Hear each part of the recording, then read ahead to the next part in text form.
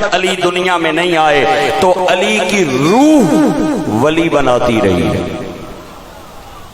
جب علی آ گئے تے فاطمہ تے مولا علی نے جتی نہیں وجہ تو ولی بننے رہے۔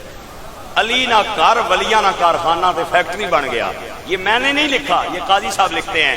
قاضی صاحب فرماتے ہیں مولا علی کے وصال کے بعد یہ صحرا امام حسن کے سر پہ سجا، امام حسن ولی بناتے رہے۔ امام حسن کی وصال کے بعد یہ صحرا امام حسین کے سر پہ سجا، امام حسین کی شہادت کے بعد یہ صحرا امام زین العابدین کے سر پہ سجا، امام زین العابدین کے وفات اور انتقال کے بعد ان کے بیٹے امام محمد باقر کے سر پہ یہ صحرا سجا، امام محمد باقر کے انتقال کے بعد یہ صحرا امام موسیٰ کاظم کے سر پہ سجا، امام جعفر صادق کے سر پہ سجا، امام جعفر صادق کے بعد موسیٰ کاظم کے سر پہ سجا، موسیٰ کاظم کے انتقال کے بعد یہ صحرا امام علی رضا کے سر پہ سجا، امام علی رضا کے بعد یہ صحرا امام تقی، پھر امام نقی اور آخر میں امام حسن عسکری کے سر پہ سجا۔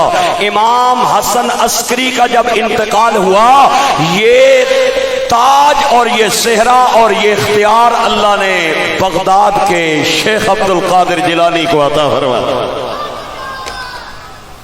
کیا بات! اور آپ لکھتے ہیں کہ جب تک امام مہدی نہیں آئیں گے جو بھی ولی بنے گا وہ غوث پاک کی مہر سے بنے گا۔ جب امام مہدی آ جائیں گے اس کے بعد پھر یہ دوبارہ اختیار امام مہدی کے پاس چلا جائے گا۔